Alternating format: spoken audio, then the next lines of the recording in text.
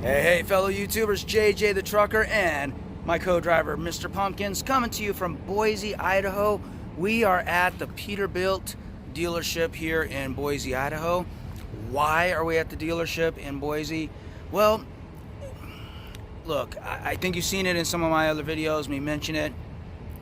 I love the truck, don't get me wrong, but there are some issues with it. There are 10 issues, a couple of them kind of mediocre to big. The rest of them are small, minor little issues. Kind of almost like they rushed this truck along, you know, maybe a post-COVID truck or something like that, you know. Like, yeah, I can see the meeting. It's like, all right, everybody, welcome back. I know you've been off work for about 3-4 months. You know, hopefully you remember how to build these trucks and put them together. So let's get back to work. Oh, and by the way, we're behind schedule. We have a ton of orders, so we're going to speed up the assembly line. Get these things pumped out as quickly as you can. So I think with that, of course, that's speculation, but I think with that, a couple of few little quality issues may have been missed. And hopefully they'll be able to get them all taken care of here at Peterbilt. When I was talking to the person setting up the appointment, they seemed very, very helpful, very eager to get this truck in and get it up to the good quality specs that Peterbilt is known for. So let's go ahead and hop in the truck. Let me tell you about the 10 little issues that I'm having with my Peterbilt. Let's start with the most important stuff right here in the captain's chair, in the seat. First things first, the biggest issue that I've had, obviously, you know, when you turn the key on, you get that light right there.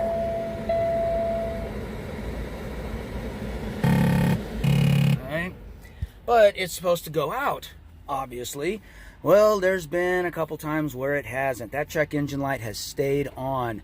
When you go through the driver information center console, it told me the first time that there were 2 faults, and the faults were, drum roll, connect service tool.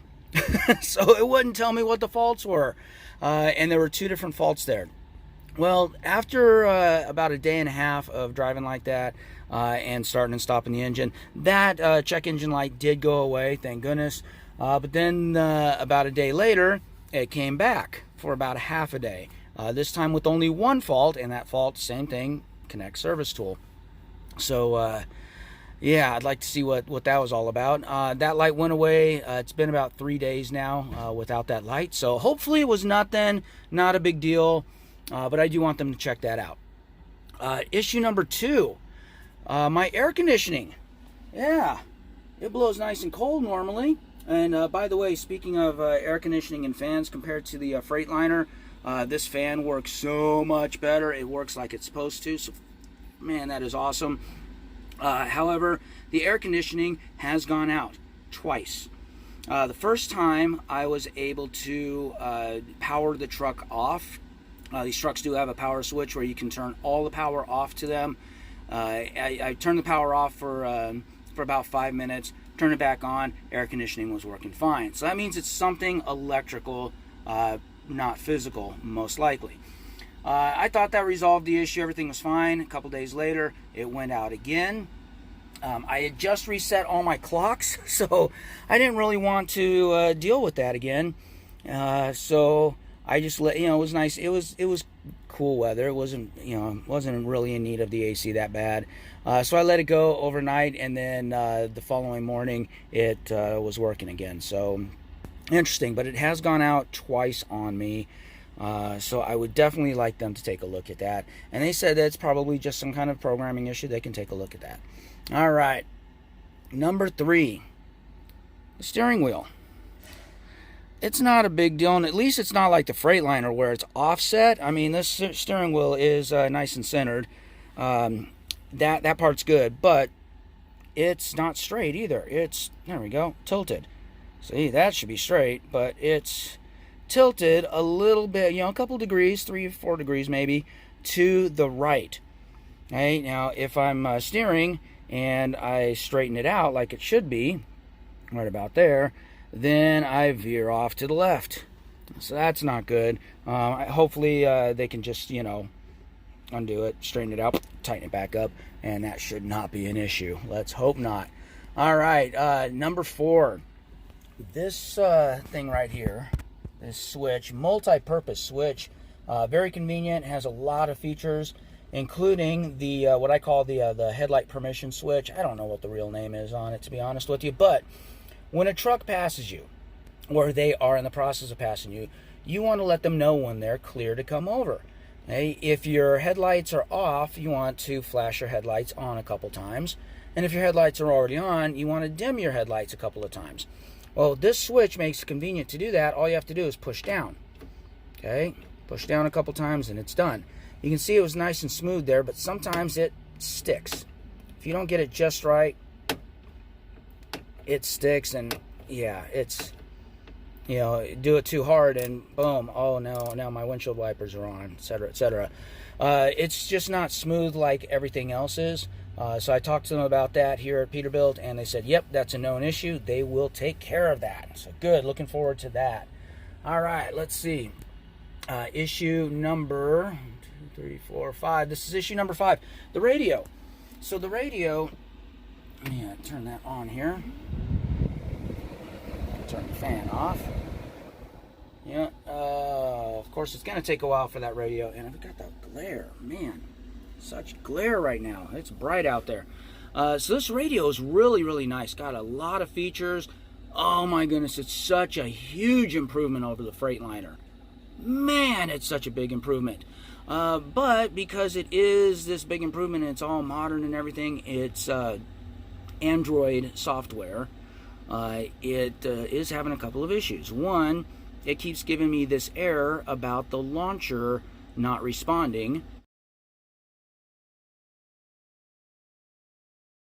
Do I want to wait or close it? Well, you can wait and it does nothing. It pretty much is locked up. Or you close it, it closes, restarts, and then the issue just comes back. Sometimes it happens, sometimes it doesn't. It's very, very random. So they said radio update should, or a software update should fix that, so let's hope so. Issue number 6 is also with the radio, and that is the Bluetooth volume connection. This has a really good Bluetooth feature, you know, where I can be listening to, you know, YouTube videos, listening to, you know, streaming music, etc. Man, look at all them cords. That's going to be fixed, by the way. Oh, Ramith. Hey, Ramith. Yeah. Caleb sent me that, by the way. All right, sorry. ADD moment there. So the Bluetooth volume is just really, really low. I can hardly hear it. It's too low. So that is something they say hopefully they can fix that with some kind of update. I'm hopeful that they can. Man, because that's a big feature. That's one of the reasons for all these cords right now. I'm using an aux cable, an auxiliary cable. Man, I wish that glare wasn't so bad right now. I'm using an auxiliary cable, but that is just such a pain in the butt dealing with that. It really is. I'd rather use the Bluetooth. That's the whole purpose for it. So anyways, hopefully they will be able to get that figured out. Issue number 7 was mentioned during the truck tour, and that is these cup holders. These cup holders, man, Lyle was not kidding. These things rattle a lot. Now I've got some, you know, temporary solutions in there that I've tried using some, you know, some foam here and there. You can see one piece kind of sticking out right there. But I've stuck some foam pieces inside there on both sides, and it helps. But the mechanism on the inside is what's really, really rattling, and so this rattling is just not going away. I think I could probably get inside there and still find a solution, but I've talked to Peterbilt about it. They said that they'll take a look at it and see what they can do to see if that is something that they can fix. They had said, or at least the person I spoke to says, really, we haven't heard of that kind of an issue. Nobody's complained about that. I find that really hard to believe, considering Lyle brought it up from experience with this previous truck. You know, it transferred over to this truck, and it is very noticeable. Very, very noticeable. Like, ridiculously noticeable. So, yeah, that's an issue right there that I'd love to get resolved. All right, issue number 7. A minor little issue.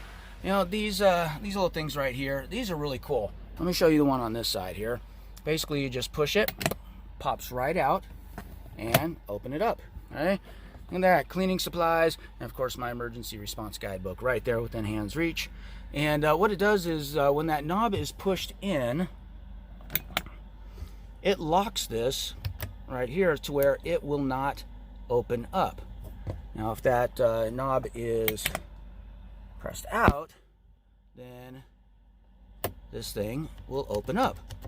Really nice feature. It works great. It looks fantastic, right? All right, but go ahead and check out this side. This side, of course it's gonna do it now.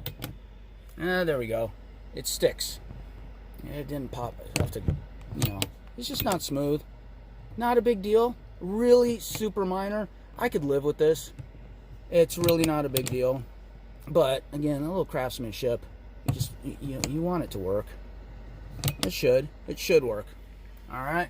Let's go to issue number 8 while we are right here. The curtain. This curtain is really good. I like the curtain. It's got that magnetic closure. Excuse the mess in the back. No, I did not make my bed this morning. Sorry. Anyways, the curtain is really nice, but this side's supposed to be snapped in. Okay. The problem is these snaps don't work. I have pushed them down. Oh, there we go. Oh, no, see, it sounds like it snaps in, and it is just not snapping in. You know, they came snapped, you know, and there we go. That one snaps, and then it just comes right out real easily. So, and there's snaps all up here and everything, and they're all doing the same thing. So that's an issue because you know you need to have this snapped in order to get that light closed there to where the light's not all leaking in.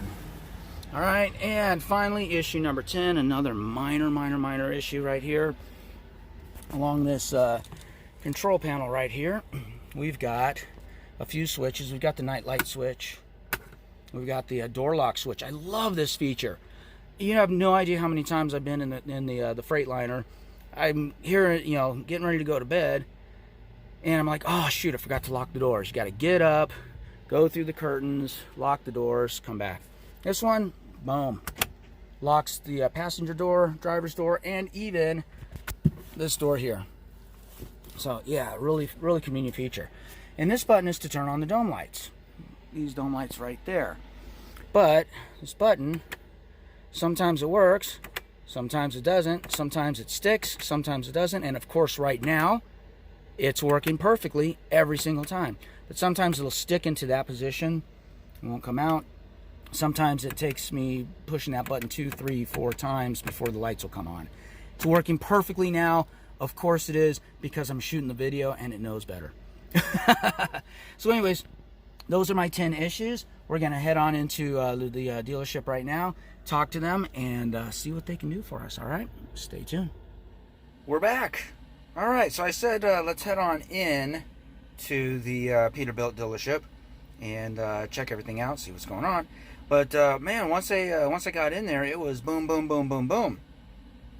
It did take 3 days, and I did want to do some filming of them doing the work, but you know, the guys there, you know, they were just really focused on getting the work done, didn't really want to be on camera and all that stuff.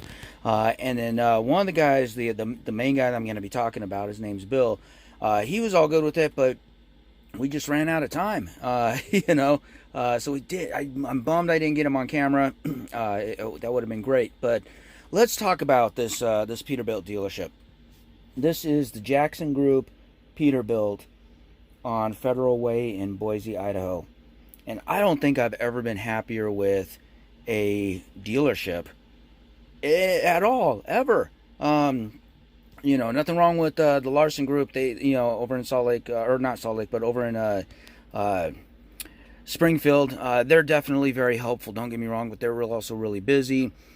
These guys here in Boise, man, they got me right in. You know, no issues at all, and they just took care of everything. So let's run down the list here and talk about. So first of all, we had that check engine light going on, right? Boom, that light that would normally be right there, that was on. So they found that it was a couple of misfires in the engine, and you know, they thought at first the software update was going to fix that. And and they were pretty confident of that. It was kind of a known issue. So they went ahead and did the software update on it, and also the software update on the air conditioner going out. That was a known issue. So they got that fixed as well. What is up with the glare? I'm always getting glare right now. It's just coming right off the windows. Sorry, guys. Whew. Make sure it's in my calendar. There's no glare on the calendar. Come on, focus. Yeah, the lens is clear. Yep. All right, lens is clear. So, it's just glare. Anyways, where was I? So yeah, they did the software updates, and that supposedly was supposed to fix it. But they went ahead and did a test drive later when they were checking out the cup holders. This was the next day, and they're like, we noticed a ticking sound that really shouldn't be there, and it was faint. I didn't even notice it. Couldn't even really hear it, but they noticed it, and proactively they said, you know what, we're going to go ahead and do an overhead on this thing. It's got to be done when the engine's cold next morning. So they brought me in on Saturday morning to get that done, and yeah, they found that the exhaust portion of the valve on cylinder number 5 was a little bit loose, and that is what they are thinking was really causing the misfire. And if it wasn't for them really listening for it and doing some due diligence, they probably would have missed that, and it probably would have continued. So hats off to them for doing that. All right, so 2 down, check engine light and AC done. Steering wheel. Yep, steering wheel is nice and straight. I haven't actually gone all the way down the road, like down a highway with it. So I still have to fully test that out, but so far on the city streets, it's been pretty good. All they did was, take that apart, loosen the bolt, boop, put it back on, and that was it. The headlight switch. So the headlight permission switch, that thing's sticking. It doesn't stick anymore. Smooth as butter. They went ahead and replaced the switch. Again, a known issue. So if you're having that issue, that's a known issue. All I have to do is replace that switch. Boom. Oh, that is just so smooth. That is nice. Awesome work there. Let's see here. The radio and the Bluetooth. So the radio and the Bluetooth, they worked on that pretty extensively, and really could not. Well, the software issue wasn't fixing the radio launcher issue. It is a known issue that they're working on. Excuse the mess in the wires. Again, that's a future project that is going to fix all that. So the radio launcher issue, known issue. They're still working on a software update for that. The Bluetooth volume, man, they worked the heck out of that. First, they replaced the radio head unit to see if that would fix it. It didn't. Then they replaced the screen. It improved.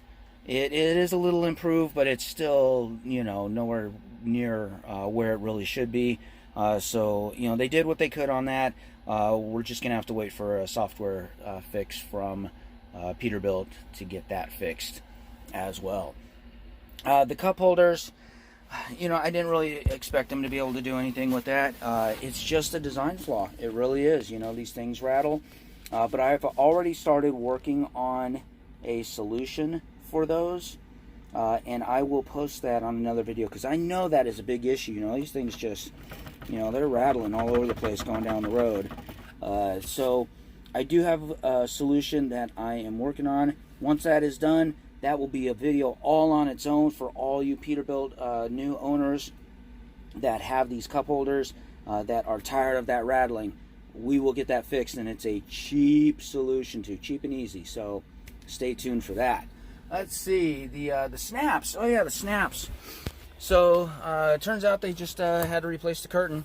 That's all it was, but yeah, we got that taken care of. So now, it snaps right back into position. No problem at all. Nice and easy. This thing, they tried lubing the button. Just putting some lube around it, but it was internal was the issue. So they went ahead and replaced the door. They just replaced that door, and now look at that. Works just like it should. No problems. And then last but not least was this button right here. Yep, they replaced that. Piece of cake. Look at that, working awesome. So yep, there we go. Let's see, they adjusted the cruise control, had a little cruise control issue that I'd also thought of. It was, you know, when it started to go up a hill, it would go into neutral and droop all the way down to about 60.